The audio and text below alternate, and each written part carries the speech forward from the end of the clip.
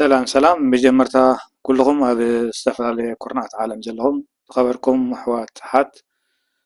كمي تغنو كمي لهم مجمرة لتاو نبراهم أسالتو أبيواتكم كسانت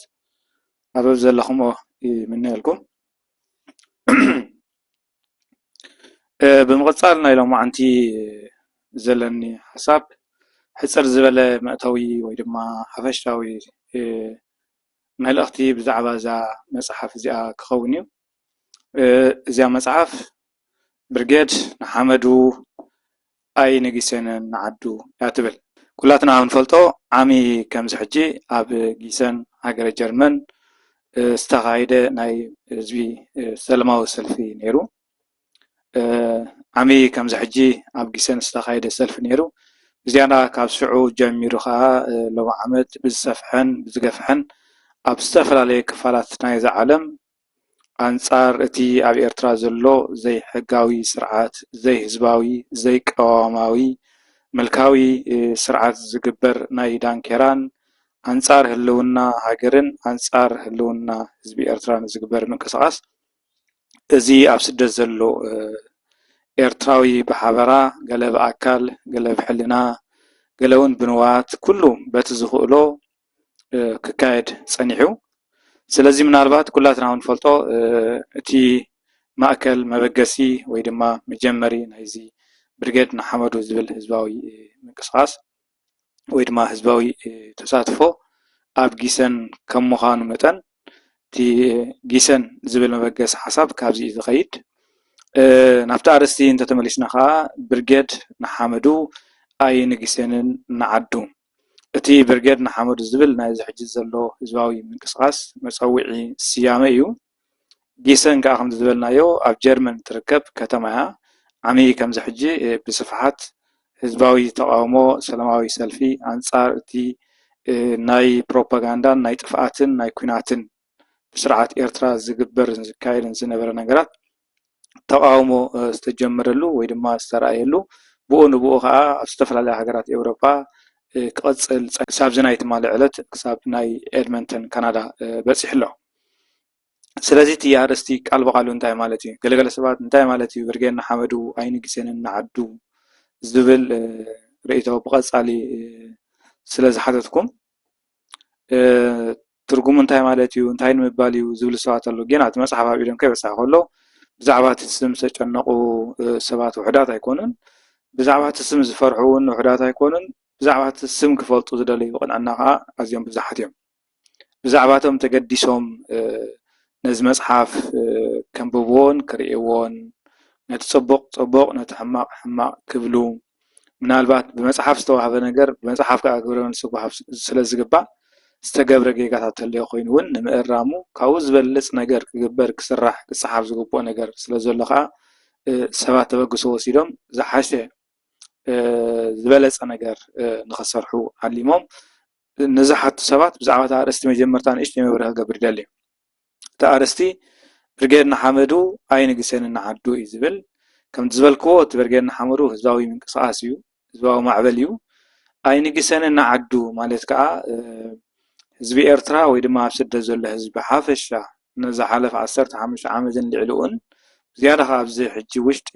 ሓደ ዓመት ዝኸደ ዘሎ ምንቅስቃስ ዝደኽሞ ድኻም ዝኸፍሎ መስዋእቲ ኩሉ ዓይነት ድኻማትን መስዋእትን ኩሉ ዝገብሮ ዘሎ ምንቅስቃሳት ስለ ጊሰን ስለ ከተማ ጊሰን ስለ ናይ ጊሰን ጉዳይ ኢሉ ይኮነን ፅዒሩ ዝፅዕር ዘሎን ክሳብ ሕጂ እውን ኣብ ፃዕርን ኣብ ድኻምን ኣብ ሸንኮለልን ዝርከብ ዘሎ ስለዚ እዚ መንእሰይ እዚ ወይ ድማ እዚ ህዝቢ ኤርትራ ፃዕሩ ድኻሙ ስለ ጊሰን ዘይኮነስ ስለታ ርስቲ ኣቦታቱ ዝኾነት ዓዱን ሃገሩን ኤርትራ ምዃኑ ንምብራህ እዩ። ስለዚ ትማሊ ዝነበረ ኮነ ሎሚ ፅባሕ እውን ዝቕፅል ጉዕዞ ህይወት ናይ ህዝቢ ማዕበል ናይ ህዝቢ ምንቅስቓስ ናይ ህዝቢ ፃዕሪ ስለተን ኣብ ስደት ዝነብረለን ዘሎ ሃገራት ስለተን ብስደት ዘለዎን ዓድታት ተጨኒቑ ወይ እውን ስለአን ኣይኮነ መስዋዕቲ ዝኸፍል ዘሎ ስለአን ኣይኮነ ዝደክም ዘሎ ብፅብ ዝበለ ወይ ድማ ሕፅር ዝበለ እንተሪእናዮ ከዓ እዚ ኣብ ጊሰን ዝተገብረ ሰላማዊ ሰልፊ ዓሙ ኮነ ለብዘብን ከምኡውን ድሕሪ ጊሰን ዘሎ ክሳብ ሕጂ ክሳብ ናይ ትማሊ ፍጻሜ ክሳብ ኤድመንተን ካናዳ ዝካየድ ዘሎ ጉዕዞ ስለዘን ከተማታት ተባሂሉ ዘይኮነስ ስለ ዓዱ ስለ ርስቱ እዩ ንምባል እዩ። ስለዚ ሕፅር ብዝበለ ንኩሉ ሰብ ክበርሃሉ ዝደሊ ብርጌድና ሓመዱ ኣይንግሰንን ዓዱ ማለት ብርጌድና ሓመዱ ዝገበሮን ዘሎ ፃዕርን ድኻምን ኩሉ ዓይነት መስዋዕትታትን ስለ ጊሰን ኢሉ ዘይኮነስ ስለ ዓዱ ቦታቱ ስለ ርስቱ ስለ ኤርትራን ሃገሩን ዓዱን ኣደቡኡን እዩ ኩሉን ብኩሉን ዝኸዶ ዘሎ ፃዕሪ ማለት እዩ። ነዚ ንምብራህ እዩ። ምክንያቱ ንምንታይ ከምዚ ዘለኹ ብዙሓት ሰባት ብኣካል ኮነ ብዝተፈላለየ መልእኽቲ ብምስዳድ ብርጌድና ሓመዱ ኣይንግሰንን ዓዱ እንታይ ማለት እዩ እንታይ ማለት ኣይንግሰንን ዓዱ ዝብሉ ሰባት ስለ ዘጋጠሙኒ ነዚ እውን ካብ ኣርእስቲ ምብራህ ክጅምር ስለ ዝግብኦ እዩ። ምናልባት ኩሉ ግዜ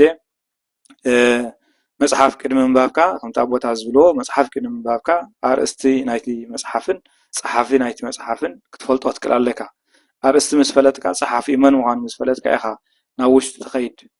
ኣርእስቱ ዘይፍለጥ ፀሓፊ ዘይፍለጥ ወይ እውን ኣርእስቲ ከይንበብካ ፀሓፍን ከይፈለጥካ ግን መፅሓፍ ንምንባብ ዝከኣል ኣይኮነን ወይ ድማ ጉባእ ኣይኮነን። ስለዚ እምበኣር ዝያዳ እኳ ብዝሓሸን ብዝበለፀን እቲ መፅሓፍ ገንፂሉ መእተዊ መቅድም ኣሎ ንዑ ኣንቢቡ ንውሽጢ ገፁ ምስ ከደ ትሕዝቶ ናይቲ መልእኽቲ ናይቲ መፅሓፍ እንታይ ምዃኑ ብቐሊል እኳ ርዱእ እንተኾነ ነገር ግን ዝሓቱ ሰባት ከዓ ክሳዕ ዝተረኽቡ እቲ ኣርእስቲ ክበርህ እውን ስለ ዘለዎ ናይቲ ኣርእስቲ ቀጥታዊ ትርጉም እምበኣር ብርጌድና ሓመዱ ኣይንግሰንን ዓዱ ማለት ናይ ብርጌድና ሓመዱ ጉዕዞ ድኻም ኩሉ ዓይነት መስዋዕቲ ስለ ጊሰን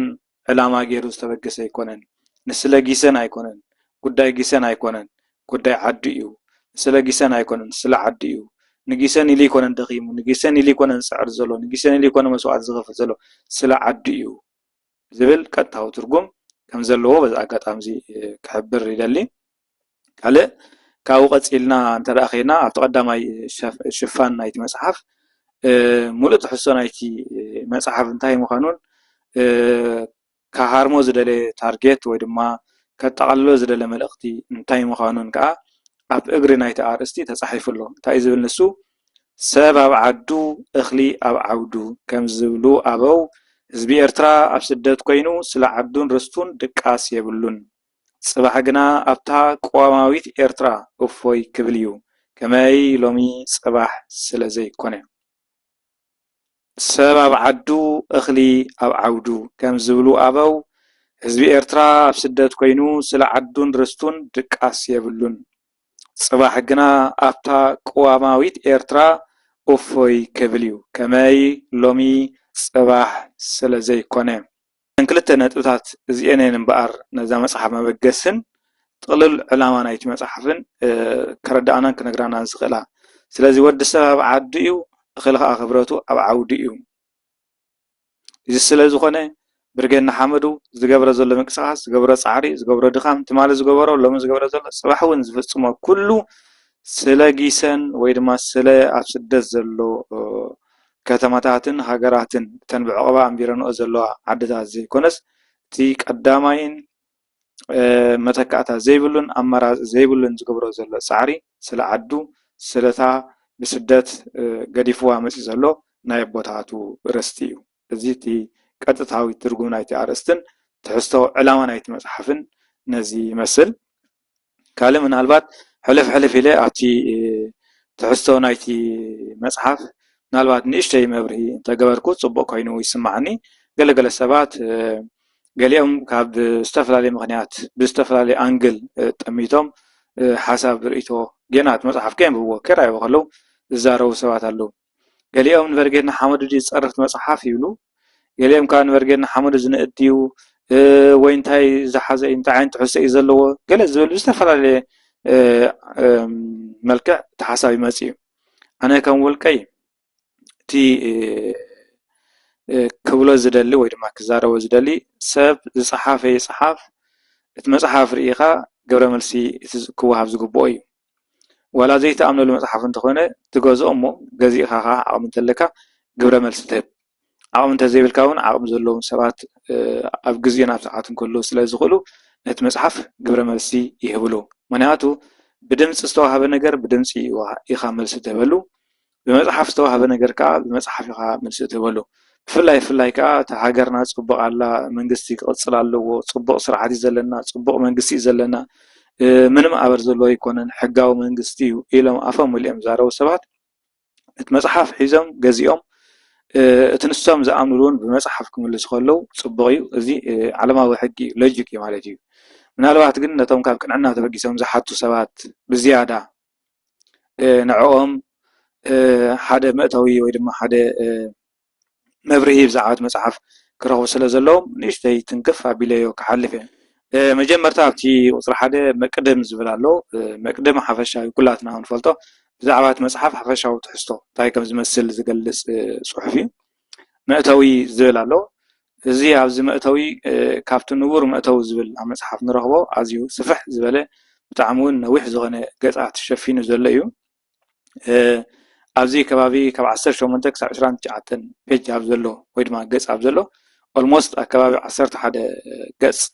እዚ መእተዊ ዝብል ሸፊኑ ኣሎ መእተዊ ሕፅር ዝበለ ምዃኑ ይፈልጥ እየ ኣነ ብወገነይ ብዓቕመይ ነገር ግን እቲ ኣርእስቲ ሰፊሕ ከም ምዃኑ መጠን እቲ ዘለናዮ ኩነታት እውን ብፅብ ዝበለ ሓሳብ ክዕፀውን ስለ ዘይግብኦ ንኸምኡ እየ ብዝያዳ ኩሉ ዓይነት ደረጃ ዘሎ ሰብ ኣብ ኩሉ ዓይነት ዕድመ ኣብ ኩሉ ዓይነት ተመክሮ ዘሎ ኣብ ኩሉ ዓይነት ህይወት ዘሎ ሰብ ዓብዪ ክኸውን ይኽእል መንእሰይ ክኸውን ይኽእል ንእስ ዝበለ ክኸውን ይኽእል ኩሉ ዓይነት ሰብ ብቐሊሉ ክርድኦን ብቐሊሉ እውን ሓደ ዓይነት ሓሳብ ክሕዝ ይኽእል እዩ ብዝብል ግምት እየ ገና ኣብቲ ውሽጢ ከይኣተዎ ከሎ ፅማቕ ሓሳብ ወይ ድማ ፅማቕ ርድኢት ንክህልዎ እየ እታ ኣርእስቲ ኣስፍሕ ኣቢለ ዘለኹ ብድሕሪ እዚ ውልቀ መለኸቲ ኣብ ኣህጉርና ኣፍሪቃ ዝብል ኣርእስቲ ኣሎ ቅድሚ ኣብ ዓድና ዘሎ ውልቀ መላኺ ድዩ ዋላ ካብ ውልቀ መላኺ ዝገድድ እዩ እንታይ ዓይነት ስርዓት እዩ እንታይ ዓይነት መንግስቲ እዩ ዝብል ርእቶን ሓሳብን ቅድሚ ምቕማጠይ ብዛዕባ ኣብ ኣህጉርና ኣፍሪቃ ዘለው ውልቀ መለኽቲ በዓል መን እዮም እንታይ እዮም ክዘሰላስሉ ኣብ ዓዶም ምዝናትና ፍልይ ዘብሎም ነገር እንታይ እዩ ዝብሉ ውስናት ውልቀ መለኽቲ ኣብ ኣፍሪቃ ዘለው ተጠቒሱሎም ዝፅሑፍ እዚ ንዕኦም ምስ ረኣና ከዓ ምስ ናይ ዓድና ዘሎ ስርዓትን ምስቲ ዘሎ ኣካይዳን ሓደ ሕፅር ዝበለ ወይ ድማ መእተዊ መዝለሊ ክረክብ ስለ ንኽእል እዩ ብድሕሩ ንህግደፍ ወይ ድማ ንኢሳያስ ኣፈወርቂ ውልቀ መላኺ ይገልፆ ድዩ ኣፍሪቃ ዘለው ኣብ ኣህጉርና ኣፍሪቃ ዘለው ውልቀ መላኽቲ ኩሎም እኳ ተዘይኮኑ ዝተወሰኑ ርኢና ንሶም ዝገብርዎ ኣብ ሃገሮም ንእሽተይ ነገር ወይ ድማ ሕፅር ዝበለ ነገር ምስ ረኣና ምስቲ ባዕድና ዘሎ ውልቀ መላኺ እውን ክነወዳድሮም ስለ ዝግባአና ክነናፅሮም ስለ ዘለና ንህግደፍ ወይ ድማ ንኢሳያስ ኣፈወርቂ ውልቀ መላኺ ዝብል ይገልፆ ድዩ ዝብል ከዓ ኣብዚ ዝተወሰነ ተገሊፁ ኣሎ ብድሕሪ እዚ ዘሎ ናብ 1993 ኢና ንምለስ ኣብ 1993 ናይ ዩኒቨርሲቲ ኣስመራ ኣካዳማዊ ሰራሕተኛ ዝነበሩ ምስጓግ ወይ ድማ ጠቕሊልካ ካብቲ ዝነበሮ ፀፍሒ ምእላይ ኣጋጢሙ ነይሩ ናይዚኦም ኩነታት እዚኣቶም ወይ ድማ ኣብዚ 1993 ዘጋጠመ እንታይ እዩ ስለምንታይ ከምኡ ኮይኑ ዕላምኡ ኸ እንታይ እዩ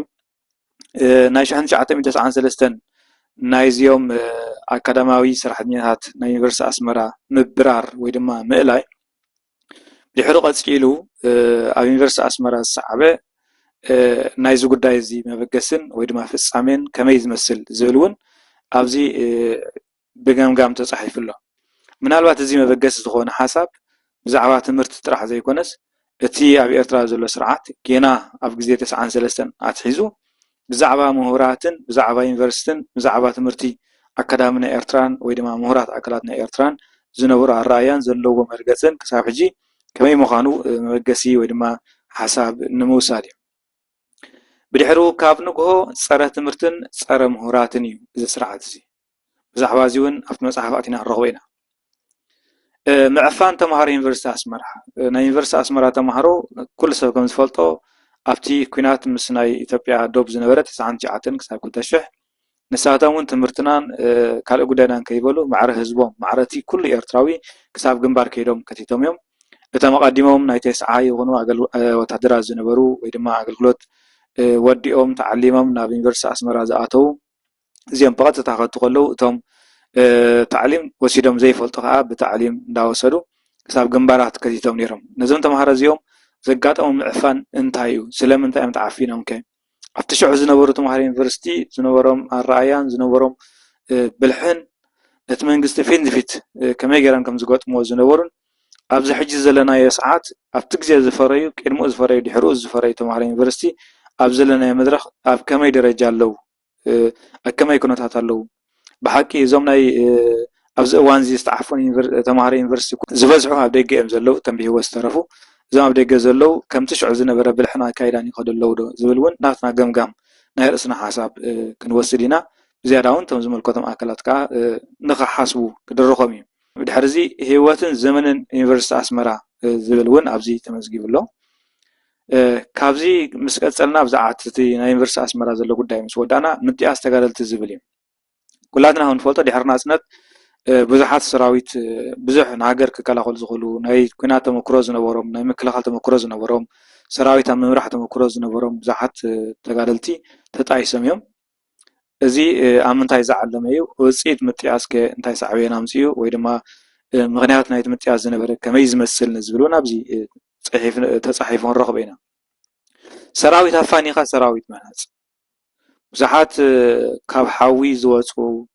ብዙሕ ናይ ገድሊ ተመክሮ ብዙሕ ናይ ውትድርና ተመክሮ ዝነበሮም ኣካላት ንደንገፈኒኻ ከም ብሓድሽ ከዓ ሳዋ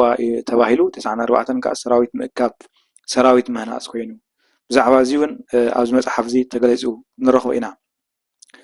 بدحر زي وفري هجراوي أغلغلوت زبليو بزعبا وفري هجراوي أغلغلوت 1994 عمل كيتون استصحف نجار أو مصحف لنا كابس قصينا نريو أشحات زقز فكينات 1998 كسب كنت شح أبزيون تغينات راح زي كونه تسرعاتن تي زنبر قديهاتن ون أبزي مصحف تصحيفو كرهوينا أدما تقارلتي عسرا قنبت 1993 زيون ناي عسرا قنبت 1993 تقارلتي أسمرا ستاديوم أدما جيروم نيروم مزا أدما زي أتا حيزنا شعور زنبر أدمان بديحرو زغصل زلو ويدما زغصل كونتات ناي إرتران أبتشعور زنبر سراويتن حجي زلو سراويتن بحجي خاون زخيلن ون بحفشاتي ناي إرتراوي أنصار تزول سرعة زنبر تقامو أبزيون بخفيل تمزجيبون تصحيفون نرخوا إنا سنكلان تقارلتي ماي حبار أب ماي حبار معسكر زنبرو سنكلان تقارلتي زجبرو سلماو سلفي استوحبهم ناي موت فردي ويدما نساتهم سلماو سلفي سلماو حتى خلو تسرحت جنا ببرت كم استقبلهم بزحت كبعتهم كم زمو تسوهم زي تي أبي إسرائيل زلو حدا سلم تمزجب تاريخي بزعبا زيون أبز مصحف زي تمزجبو ويدما تصحيفو نرخبو إنا بدحرز زغصل محيار قجل 15 استفلاليو أكلات من قستن بزيوم جي 15 ويدما قجل 15 زبحلو من يوم أبزي أسماتهم تتقيس له تبعتهم تمام محيور زلو ويدما عفينهم أبعير عيرو زلو كندي سواتيوم كابتم 15 أبدك زلو بهوت زلون زي اللون بعل من يوم زبلون أبزي سفير له سب نبعلو ميزان قمت سل زلو توم أبعير عيرو زلو ساتهم بتي أبي أسرع زلو سرعات أسيرهم ويدما تحيرهم تعفينهم له زم أبدك زلو أولاتهم ك سرحوا زلو سرعات كما يمثل زبل نزبل نجار متان ميزان كنوسد ويدما كنستفل تباهيلو استمزجبه بتحروجن بتخلقها زيوم قجل 15 زنورم حسابن زنورم رئيتون انتايو فرقي دارجا فرقي عقلات نايت منغستي ويدما نايت برلمان نايت كابينه تأثيرهم تجاويهم تعفينهم يوم كابزي ندحر تسرعات فرقنا أكل نايت منجستي مس عسرة فرق أكل نايت منجستي مس عفنة فرق أكل نايت هجدف زبها سلفي ويدما سرعات مس عفنة بيحرز غدا زول كيدت كما يمثل كابزي ندحر بفلاي كابزي أوان زي ندحر بتزول سرعات كما يجرو فتصم ملكاوي سرعات وتعدراو سرعات كم تغيره جنزاوي متان قالونا أبزي تمزجيبو ويدما أبز مصحف وشتي كنرغب ኢና ካብዚ ቀፂሉ ምዕፃው ናይ ውልቂ ጋዜጣታት መስከረም 2001 ምስ ምእሳር ጉጅለ 15 ኣካላት ናይ መንግስትን ምዕፃው ናይ ውልቂ ጋዜጣታት ኣብ ኤርትራ ተኻይዱ እዩ ናይዘን ጋዜጣ እዚኣተን ምዕፃው ዘለዎ ክሳራ ንህዝቢ ኤርትራን ነቲ ስርዓት ዘለዎ ረብሓን ኣብቲ ሽዑ ዝነበሩ ናይ ውልቂ ጋዜጣታት ዝሰርሕዎ ዝነበሩ ስራሓት ብልሖም ርእሰ ተኣማንነቶም نموت كيف فرحوا سلناصنت برس سلمويኦም معرخ ندي مسواتي كم زخفلو ابزي مصحف زي سفيرو نرخبو بدحرو وفري وارساي كالو نمصنع منغستي عدهالو كلاتنا نفلطو وفري وارساي كالو يلو كرمتي كتشن كلتن كابزي اوجن دحر نهزبي ارترا زربح منم سرح ايتسرحن بانصارو كدات يا فرايز بحال عقم سب بشم وارساي كالو أما عسكراتن أب كامبتاتن تداوينو أبستفلا جواتات أبستفلا رواتات بلاش عدمون قلبوتون جزيون يباخنالو حفتن نبرتن إسراها نهزو زير بحنجر أو كسارة ودي غيركب بزعبازي أزمة حفزي كنرخبينا زياراتي وفري وارساي كالو نمسنا من قست عد حلو استوى تمهور أكل كونه تدروا أكل عام زلوا من إسي كل سب كابدرار لو تحليف وكاله حساب نخي حسب بأداون بأجارن أسيرو زحزو هافتن نبرتن هاجر كان نخنتو أبز فصلوا زلوا جزين أوانن نتي سرعات من قصة نمسنا على أمبر هاجر تباهيلو استحنسة هاجر تباهيلو استسرح منم يلن نيرتراون منم تطعما نجر يلن بجاك حزبا فحفتن كأتولا تعاقم سبا جو حيزو أبزي وص عزقتي كشما منم زربحو نجر أي ترأين كدم حجي بزم غنيات مبار زي وفرار سايكالو نمسنا من قصة عدهالو بزول أرس تقميت له كوينات تجراين فدرال من قصة إثيوبيا أبزي كربا جزي أبزوش 3 عام استخايدة إيزي زناي تجراي كوينات مس فدرال من قصة ويدمات فدرال من قصة مس كل تجراي زجبرو كوينات بزح قصر زي بلوم إرتراويان شحكة مصنعتي يدلي وقعوي حبرتاون سلزي توهبه كندي سميتو كندي سبسم كيلو بوغن إرتراز فلت نجر يلن جناز سرعزي نحسيا زلو سرعات كسع زي كونه هافتن نبرتن هيوتن إرتراويان أب تجراي ويدما أب كلام حراك ساب كل العفر قصر بزيك القصري تفي خمزلو بقول لاتنا وجن رديو زيون بوقعي أفهم وليو جيم أوفر يلو هاف جمر الاندحر توينات كمزلو زي إرتراف زي قداي خمس أفق ناي كل سب جمز نبري زي كل زي ناي يونيفرسيتي أسمرا سرحنيا دمبرار بزعبان يونيفرسيتي أسمرا تمهارة معفان متياس تقاللتا تايسكا كالو تحضر مهناس وفري هاجرا وأقلقلوت شعنتي عتمي سعان شو مدن قلتش عكوينات أدما تقاللتي نايمي حبار سنكولان أدما محيار قجل 15 لعلوات أكلات من قستن نعصاو غازت اجهادات وفرو ارساي كالو نمسنا من قست عدهالو كينات تግራይ ምስ ኢትዮጵያ ፌደራል መንግስቲ ወይ ድማ ፌደራል ክልል ትግራይን ኣብዚ እዚ ኣረስታት ዝሰልዓለሉ ምክንያት ድምር ናይዚ ወይ ድማ እዚ ትቀንዲ ጎሊሕ ዝረአ ነገር ብምዃኑ ጥራሕ እምበር ካለ ብዙሕ ዘይተጠቕሰ ነገር ኣሎ እዚ ነገራት እዚ ንህዝቢ ኤርትራ ሓደ ኣብ ሰዓብ ደረጃ ዝወረደ ጉዳይ ክኸውን ከሎ እዚ ዘሎ ምንቅስቃስ ህዝባዊ ምንቅስቃስ ናይ በርገን ሓመዱ ከዓ ናይዚ ኩሉ ኣደራዕ ናይዚ ኩሉ ሽግር እዚ ድምር ዘምጽኦ ምዃኑ ንምብራህ እዩ ካብኡ ቀፂሉ ዝተወሰነ ዓቐን ብዛዕባ ፌስቲቫል እንታይ ማለት እዩ ፌስቲቫል እንታይ ማለት እዩ ስርወ ቃል ናይ ፌስቲቫል ታሪኻዊ ኣመጻጽኡ ትውፊት ስለ ፌስቲቫል ዝብል መብርሂ ተዋሂብሎ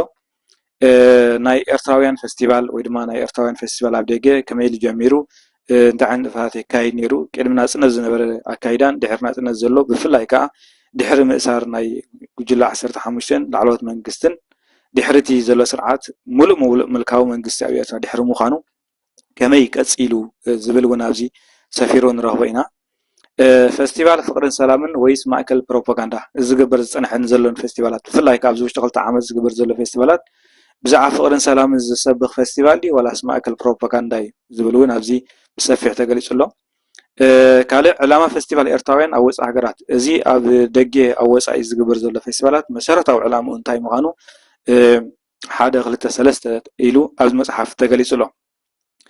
ካብዚ ቀፂሉ መንግስታውን ሕገ መንግስታውን ቅርፂ ኣብ ኤርትራ ዘሎ ስርዓት ከመይ ብርግፅ መንግስቲ ኣሎ ድዩ ናይ ሓደ መንግስቲ መንግስታዊ ቅርፂ ከመይ ዝመስል እዚ መንግስታዊ ቅርፂ ኣብ ኤርትራ ነይሩ እዩ ግና መኣሲ ፈሪሱ ካብኡ እንዳሓርከ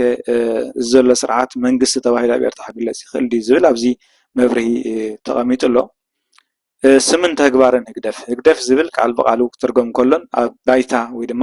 ኣብ ግብሪ ክውዕል ከሎን ከመይ እዩ ስሙን ተግባርን ናይ ህግደፍ ከይሳነድ እዩ ዝብል እውን ኣብዚ ተገሊጹ ኣሎ። ህግደፍን መሓውራቱን ብመገዲ ፌስቲቫል ናይ ኤርትራ ስርዓት ወይ ድማ ናይ ህግደፍ መሓውራቱ ብመገዲ ፌስቲቫል ኣብ ወፃኢ ሃገራት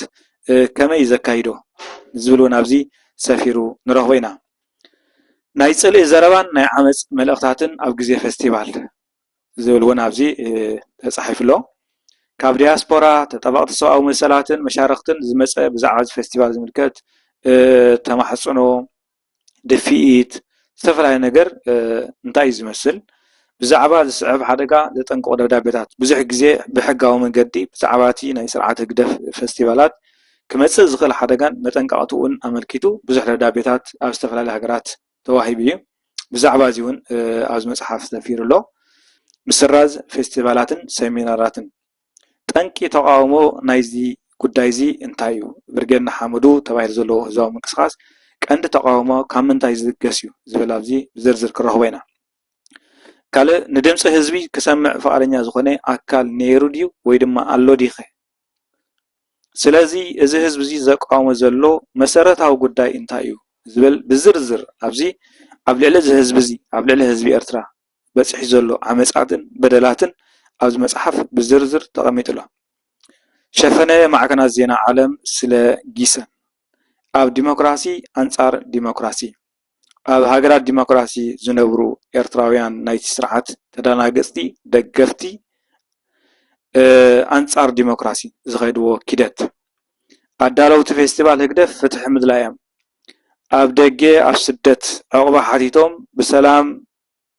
ዝነብሩ ናይቲ ስርዓት ደገፍቲ ፍትሒ ምድላዮም ከመይ እዩ ምናልባት ፍትሒ ደልዮም ጥራሕ ነቕሪቦም ብዙሕ ግዜ ጠበቃ ገይሮም ነይሮም ስለዚ ፍትሒ ምድላዮም ከመይ ዝመስል ብዓይኒ ፍትሒ ዝብል እውን ኣብዚ ዝርዝር ሓበሬታ ክንረክብ ንኽእል ኢና። ዘይትግበር መብፃዕ ህግደፍ ብዙሕ ግዜ ህግደፍ መብፃዕ ይኣቱ እዩ ብዝያዳ ግን ብመልክዕ ቻርተር ኣቐሚጥዎ ዘሎ መብፃዕ ህግደፍ ዝተወሰኑ ነጥብታት ተዘርዚሮም ክንሪኦም ኢና። ኣብዚ ብርጌድ ንሓመዱ ዝብል ኣርእስቲ ኣሎ ብዓቢ እዩ እዚ እቲ ብርጌድ ንሓመዱ እንታይ ማለት እዩ ብርጌድ ንሓመዱ ዝተባህለሉ ምክንያት እንታይ እዩ ንሓመዱ እንታይ ማለት እዩ ዝብል እውን ምስትንታንኡን ምስቲ ዝገብሮ ዘሎ ምንቅስቃስን ክረኽቦ ዝደለየ ክሓርሞ ዝደለየ ዕላማን ዝፅበዮ ዘሎ ነገራት እንታይ ይመስል ዝብል ኣብዚ ብሰፊሕ ተገሊጹ ኣሎ። ስለዚ እዚ ብርጌድ ንሓመዱ ዝብል ህዝባዊ ምንቅስቃስ መሰረታዊ ዕላምኡ መሰረታዊ መበገስኡ መሰረታዊ ዝኾነ ናይ ተቃውምኡ ምክንያት እንታይ እዩ እንታይ ንምርካብ እዩ ዝፅዕር ዘሎ እንታይ ንምርካብ እዩ ዝደከም ዘሎ ዝብል ኣብዚ ተገሊጹ ኣሎ። ካልእ ወቕታዊ ምዃን ዝብል ኣርእስቲ እውን ኣሎ። ዝተፈላለዩ ሰባት ምስ ወቕቲ ልክዕ ከምዚ ሲዝን ምርኩስ ገይሮም ዝንቀሳቀሱ ሰባት ኣለዉ። ሓደ ሓረስታይ ኣብ ግዜ ክረምቲ ይዘርእ ግዜ ሓጋይ ይሓርስ ኣብ ግዜ ቆብዒ ይዓፅድ ኣብ ግዜ ፅድያ ከዓ ግራውቱ የዳሉ። ገለገለ ሰባት ከዓ ምስ መድረክን ምስ ግዜን ምስ ኩነታትን ሽፍት ዝገብሩ ወቕታውያን ወገናት ወይ ድማ ሰባት ኣለዉ። ብዛዕባ እዚኦም ወይ ድማ ብዛዕባ እዞም ከምዚ ዓይነት ሰባት ከዓ ኣብዚ መፅሓፍ እዚ ተፃሒፉ ኣሎ። ንህግደፍ ኣይንድግፍን ንሃገርና ኢና ንድግፍ ዝብሉ ከዓ ኣለዉ። ገለ ነቲ መንግስቲ ንቃወም ኢና ዝብሉ ልኡማን ደገፍ ናይ ስርዓት ኣብዚ ብዝያዳ እትዮም ንስርዓት ኣብ ኤርትራ ዘሎ ንቃወም ኢና ዝብሉ ልኡማን ደገፍቲ ኣለዉ። እዚኦም ልኡማን ደገፍቲ እየ ዝብሎም ኣነ ብወገነይ እዚኣቶም እንታይ ይብሉ ንሕና እኮ ንህግደፍ ኣይንድግፎ ኢና ንሃገርና ኢና ንድግፍ ዝብል الدخون زغنا سنة موجود العليا نهاجر من دقاف انتاي مالتيو نسرعات من دقاف كنتاي مالتيو نهجدف هاي ندقف انتاي مالتيو نهاجرنا ندقف مالت كنتاي مالتيو برقس كه نهاجرو زقاو مالديو زبل ابزي مزهلو كناتات ناي برجنا حمد زواو منقصاص تتحيزو استوهابه مجلسي ويدما السفر صحف قالو ካልእ ሕቶ ብርጌድና ሓመዱ ሕቶ ህዝቢ ኤርትራ እዩ ብርጌድና ሓመዱ ምክንያት መቃወሚኡ ምክንያት መሰደዲኡ ምክንያት ዋጋ ዝኸፍለሉ ዘሎ ድሕሪ ምግላፅ ህዝቢ ኤርትራ ረኺብዎ ዘሎ ሽግር ወሪድዎ ዘሎ ኣደራዕ ተጓኒፍዎ ዘሎ ጭቆና ዝሓቶ ዘሎ ሕቶን ዝፅበዮ ዘሎ ነገርን ክረኽቦ ዝደልን ኣብ ኤርትራ ክኾነሉ ኢሉ ዝሓስቦ ህዝቢ ኤርትራን ዝምነዮን ንዕኡን ምትግባር ከዓ ኩሉ ዓይነት መስዋዕቲ ዝኸፍለሉ ዝደኽመሉ ዘሎ ጉዳያት ስለ ዝኾነ ሕቶ ብርጌድና ሓመዱ ሕቶ ህዝቢ ኤርትራ እዩ ዝብል እውን ተቐሚጡሎ መወዳእታ ብዛዕባ መደመር ዝብል እዩ ኩላትና ንፈልጦ ኣብይ ኣሕመድ ዓሊ ናይ ኢትዮጵያ ፕራይም ሚኒስተር ኮይኑ ካብ ዝመፅእ መደመር ዝብል ብዙሕ ኔማን ፀጋም ተዘሪቡ እዩ ነዚ ኣመልኪቶም ኣብ ኣስመራ እውን ተደምረናል ዝብሉ ጉጅለ ተላዒሎም ነይሮም ብዓብዪ ስርዓት እውን ብቐጥታ ይኹን ብተዘዋዋሪ ተደምረናል ዝብል ዜማ ከዚህም ፀኒሑ ዝያዳ እውን እትዮም ፀሓፍቱ ንዑን ተበሎም ዝመፁ ኪድን ተበሎም ዝኸዱ ስለምንታይ ናበይ ኢሎም ዘይሓቱ ብዛዕባ እዚ መደመር ዝብል ኣብ ህዝቢ ኤርትራ እንታይ ይመስል ነይሩ ብቐንዲ ኸቲ መደመር እንታይ ማለት እዩ ተደምረናል እናበሉ ክኸዱ ዝፀንሑ ሰባት ኣንፈቶምን መገዶምን ናበይ ይመስል ንሕና ኸ ከም ህዝቢ ኤርትራ መምዝ ዝመፀ ኣርእስቲ መምዝ ዝመፀ ነገር ክንከይድ ይግባእና ድዩ እንታይ ረብሓ ዘለዎ ዝብል እውን ኣብዚ ተገሊፁሎ ብዝያዳ እቲ መደመር ዝብል ነገር ኣብዚ ሕፅር ዝበለ ትርጉም ተዋሂብሎ ኣብ መወዳእታ ምሕዳግ ዜግነት ዘይበሊ ኣመል ዝብል ኣርእስቲ ከዓ ተቐሚጡሎ ኣብ ኤርትራ ዘሎ ስርዓት ቅድሚ ናፅነት ብሰፊሕ እውን ድሕሪ ናፅነት ንዝተፈላለዩ ኣካላት ዜግነቶም ክሕድግ ፀኒሑ እዚኦም ናይ መምህሮም ዝተኸተሉ ንመምሃራኖም ዝስዕቡ ናይቲ ስርዓት ተኸተልቲ ወይ ድማ ናይቲ ስርዓት ሰዓብቲ ከዓ ብእኩብ ይኹን ብተናፀል ንኤርትራውያን ዜግነቶም ኣብ ምሕዳግ ተዋፊሮም ይርከቡ ነዊሕ ከይከድና እኳ እዚ ሕጂ ዘሎ ናይ ብርጌድና ሓመዱ ምንቅስቓስ ኤርትራውያን ኣይኮኑን ካብ ክልል ትግራይ ዝመፁ ኢትዮጵያውያን እዮም ተባሂሉ ሕፍር ከይበሉ ኣብ ዝተፈላለዩ ሃገራት ሜድያ ቀሪቦም ዝተዛረብሎ ነዚ እውን ዕላዊ ወይ ድማ ክውን ዝገበሮ እቲ ኣብ ኤርትራ ዘሎ ስርዓት ስለ ዝኾነ ካብዞም ኣብ ደገ ዘለው ክሳብቲ ውሽጢ ኣስመራ ዘሎ ስርዓት ዝኾነ ይኹን ሰብ ብውልቂ ይኹን ብእኩብ ንዝቃወሞ ዘበለ ብዛዕባ ኤርትራ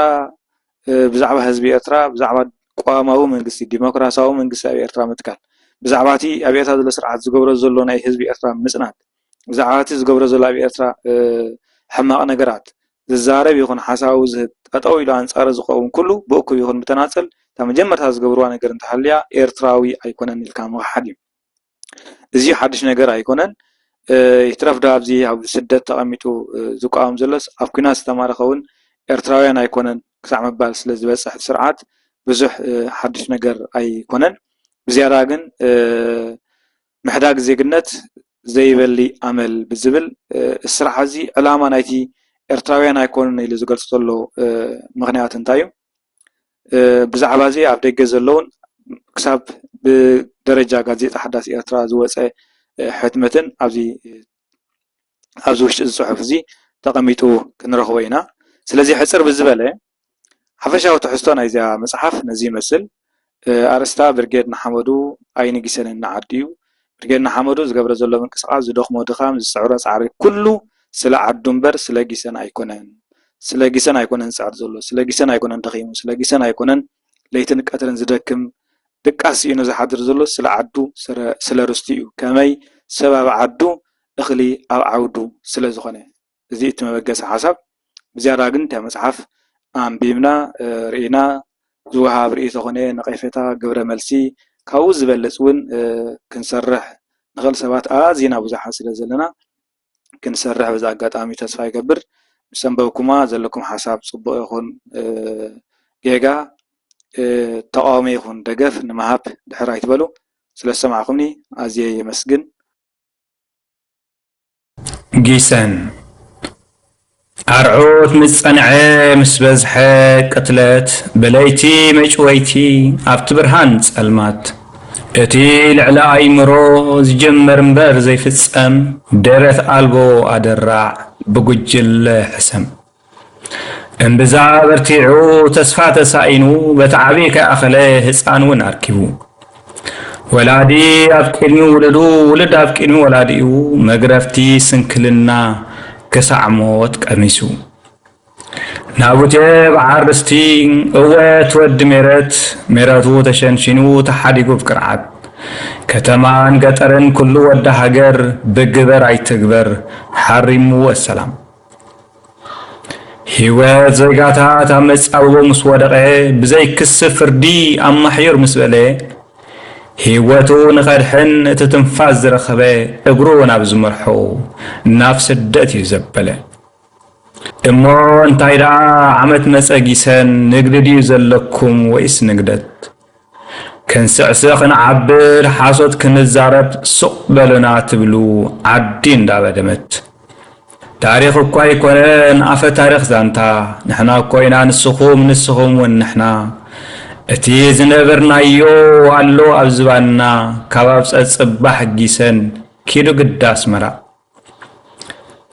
انت غنى كم يهودا نقتلك خمس عام بطرس مخان يحيش تاريخ كان غيار